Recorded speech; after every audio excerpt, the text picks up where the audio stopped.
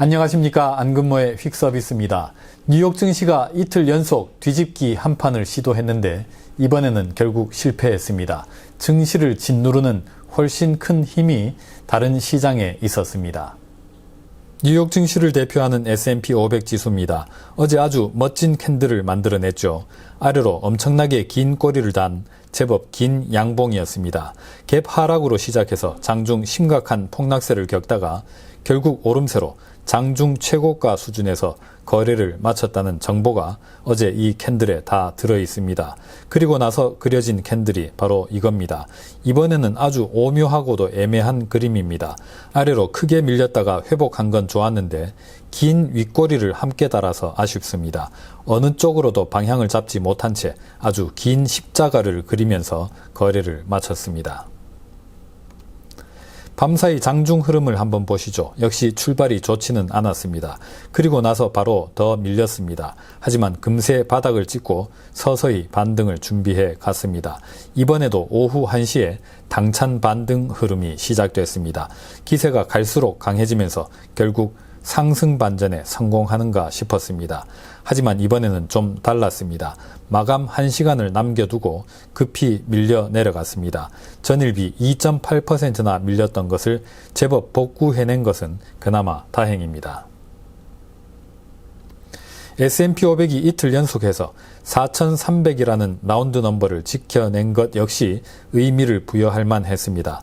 게다가 밤사이 뉴욕 증시는 주식시장 역사에 엄청난 기록을 세울 뻔했습니다. 전일비 2% 넘게 빠지다가 플러스로 뒤집는데 이틀 연속으로 성공한 사례는 역사상 전무했습니다. 블룸버그가 관련 통계가 있는 1980년대 초 이후를 조사했더니 그렇다라고 합니다.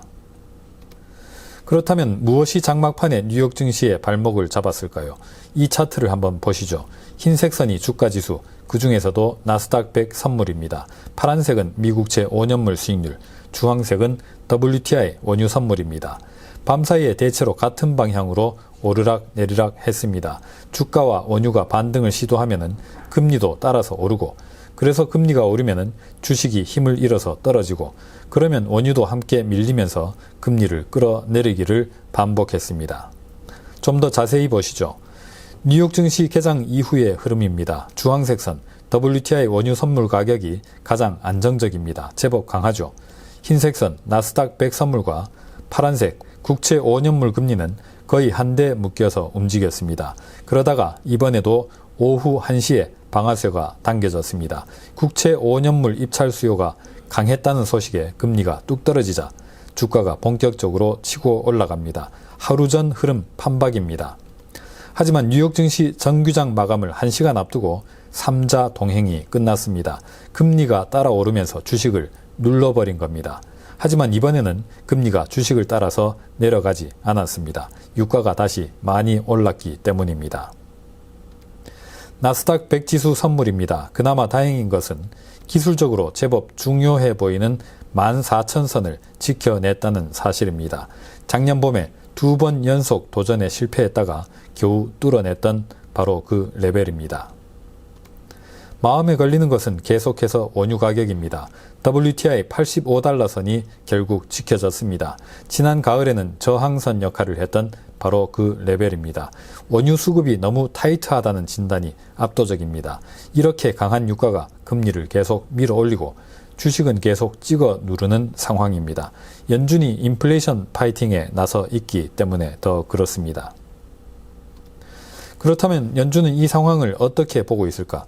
하이힐드, 정크 등급 회사채 시장이 하나의 가이던스를 제공합니다.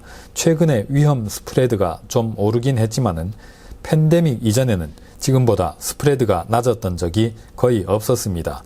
금융시장에 별 문제가 없다고 볼만하겠습니다. 주식시장은 여전히 아주 힘든 상황입니다. 반발력이 있다는 것은 그나마 다행입니다. 하지만 그래서 원유와 금리가 다시 오르는 걸 수도 있겠습니다. 오늘은 여기서 마치겠습니다. 감사합니다.